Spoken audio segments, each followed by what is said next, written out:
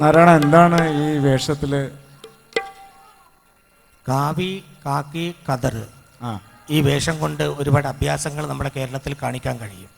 ഇത് കിട്ടുകൊണ്ട് എന്ത് അഭ്യാസം കാണിച്ചാലും കേരളത്തിൽ ഒരു പ്രശ്നവും ഇല്ല. എന്താ അഴി എണ്ണിയാൽ പോലും അവിടെ നല്ല ട്രീറ്റ്മെന്റ് നമുക്ക് കിട്ടുകയും ചെയ്യും. ഓക്കെ നാരായണ, നമുക്ക് ഇന്നിപ്പോ നാരായണ സംഗീതത്തിന്റെ വളരെ വിശാലമായ അതെ അതെ ആഴക്കടലിൽ നിന്നും വന്നിരിക്കുന്ന ഒരാളാണ്. അതെ അതെ. അപ്പൊ സംഗീതം സത്യത്തിൽ ഉള്ളിൽ നിന്നും വരുന്നതാണോ? ഉള്ളിൽ നിന്ന് വരുന്നതല്ല, സവാളയിൽ നിന്നും വരും. എങ്ങനെ? ഇതിപ്പോ ഏതാണ്? ഇത് ഉരുളക്കിഴങ്ങിൽ നിന്ന് വന്നതാണ്. ഓക്കെ, അപ്പൊ സംഗീതത്തിന്റെ ആദ്യാക്ഷരങ്ങൾ എങ്ങനെയാണ് പ്രേക്ഷകർക്ക് മനസ്സിലാക്കുന്നത്? സംഗീതം എന്ന് പറയുന്നത് ഞാൻ നേരത്തെ പറഞ്ഞു കഴിഞ്ഞ് സംഗീതത്തിന് മാർക്കിടാൻ പറ്റിയ ഒരുപാട് ആൾക്കാരുണ്ട്. സംഗീതത്തിന്റെ ഒരു ലോകമാണ്. പക്ഷെ ഞാനിപ്പോ കുറെ നാളുകൾ ഇങ്ങനെ കേരളമൊക്കെ ചുറ്റി നമ്മുടെ നാട്ടിലേക്ക് ചെന്നപ്പോൾ നാട്ടിൽ തെരഞ്ഞെടുപ്പിന്റെ ഒരു കാലമാണ്. വോട്ടായിരുന്നു കേരളത്തില്. ആ ബൈപ്പാസിലേക്ക് ഒന്ന് ചെല്ലണം. കേരളത്തിലെ എല്ലാ ബൈപ്പാസുകളിലും വലിയ പോസ്റ്ററും വലിയ ഫ്ലക്സുകളുമാണ്.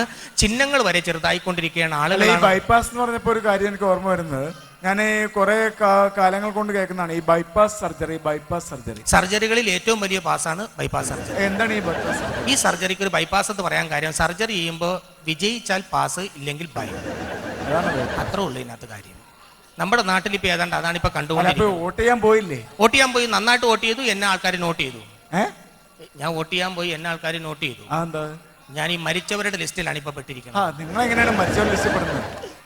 ഞാൻ പറഞ്ഞില്ലേ, ഞാൻ നമ്മുടെ നാട്ടിൽ ഇപ്പൊ നല്ല തെരഞ്ഞെടുപ്പിന്റെ കാലമാണെന്ന് ഞാൻ പറഞ്ഞില്ലേ സുഹൃത്തെ. അപ്പൊ അതുകൊണ്ട് ഞാൻ വോട്ട് ചെയ്യാൻ പോയി. ഇത്തവണ ഞാൻ നോട്ട് ചെയ്ത് മാത്രമേ ഉള്ളൂ, വോട്ട് ചെയ്തില്ല.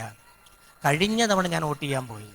എന്നെ കൊണ്ടുപോയി ആൾക്കാർ എന്നെ വളരെ ഗംഭീരമായിട്ട് കാറിൽ കൊണ്ടുപോയി.